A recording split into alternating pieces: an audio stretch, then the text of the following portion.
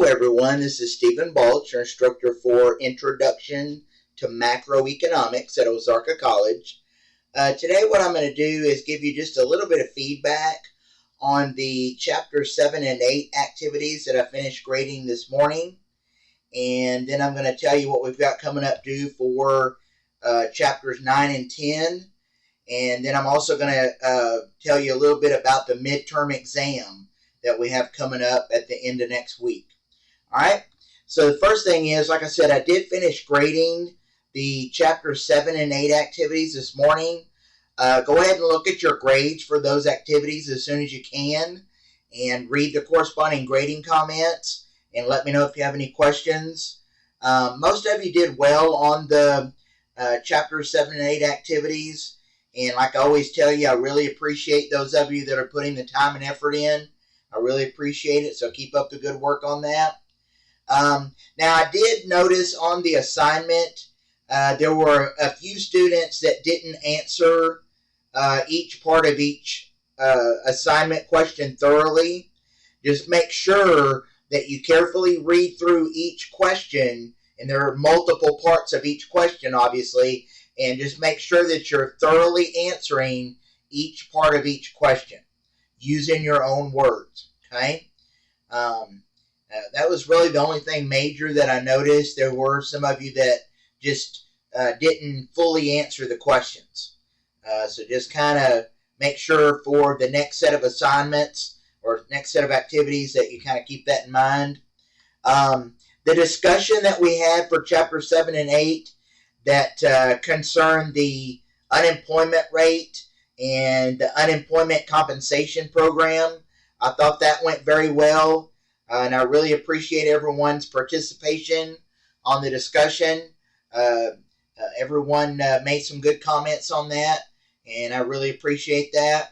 Hopefully you were able to kind of take what you learned from the discussion and see how some of the concepts that we were covering in Chapter 7 and 8 are actually used in real life situations.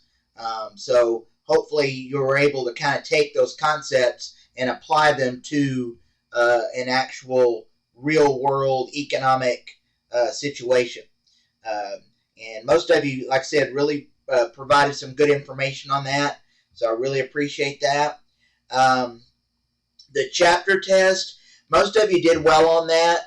But just as a reminder, you can take those tests as many times as you want to up until the due date, and your highest grade is automatically recorded. I have opened up the previous chapter test all the way from Chapters 1 all the way through 8. I've opened up all those chapter tests for review because we do have our midterm exam coming up next week. I'm going to tell you more about that in just a minute. But that is one reason to make sure you put your time and effort into those chapter tests, because they are designed to help you prepare for the midterm and final exams. All right, so let's go to the activities page in my Ozarka, and right now we are approaching the midway mark of the semester. We are on week 7, and of course we have a total of 17 weeks in the semester, counting final exam week. So we're getting real close to the halfway mark, or the midway point of the semester. And so you'll notice this week we don't have anything due this week, but you should still be working on the Chapters 9 and 10 activities, which are due early next week, specifically Tuesday, March 5th, which is Tuesday of next week. So you've got just a little bit over a week to be working on these Chapters 9 and 10 activities. Chapter 9, by the way, covers the short run and long run aggregate demand. All right. Now, in earlier chapters this semester, we talked about the law of demand, and we talked about the inverse relationship between price and quantity demanded on a demand curve. It's important to understand that, because now when we're in looking at these macroeconomic concepts, what's important to us in macroeconomics is not individual demand schedules and curves in individual markets. What we're more concerned with is the aggregate demand for the entire economy. And so that's why it's called aggregate demand, because it's basically looking at all the demand for all goods and services in the economy together. All right? And then once you've learned about aggregate demand in Chapter 9, it should seem logical to you that you would then learn about aggregate supply in the following chapter, and that's exactly what you're going to do. You're going to learn about demand in Chapter 9 and then aggregate supply in Chapter 10.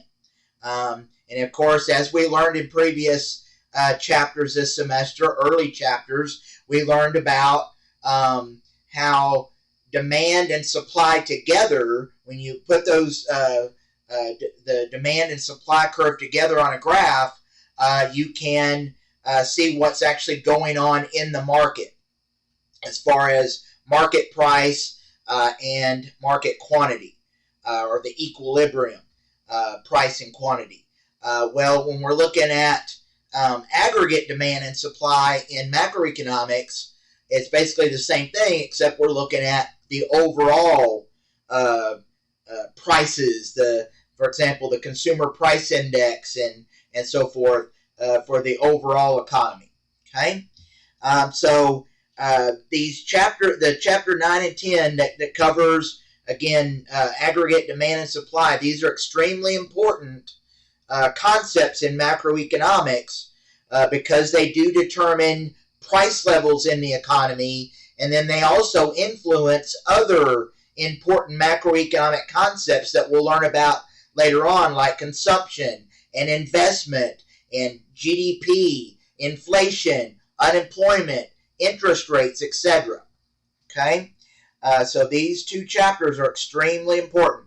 So as you're working on the chapters, just let me know if you have any questions at all. Remember the resources that you have available to you. You have the textbook. You have the videos that I've linked on the assignment page. You've got your PowerPoint slides that I've linked on the assignment page. So you've got a lot of resources there. So just make sure you're using those wisely. And so again, those the chapters 9 and 10 activities are due Tuesday of next week, which is March 5th. All right, now, you'll also notice under week 8, in addition to chapters 9 and 10 activities, you also have the midterm exam listed there. And that's basically the midterm exam will cover chapters 1 through 10. So basically all the chapters that we have covered up to this point in this semester. And it will be available Wednesday through Friday of next week, which is March 6th through the 8th. All right? To study for the exam, for the midterm, you'll study your textbook, chapter test, PowerPoint slides, related videos, basically all those concepts that were covered on your chapter test are things that you need to make sure you know for the midterm exam. Okay? So just let me know if you have questions about that. I will send out more specific information about the midterm exam later this week. So be looking for that. I'll send it to you in an email and also post it on the announcements page. So be looking for that. And that's really all I have for you for today. So be working on those activities. Let me know if you have questions. Enjoy the rest of your week and your weekend. And I will talk to you again sometime next week. Thank you.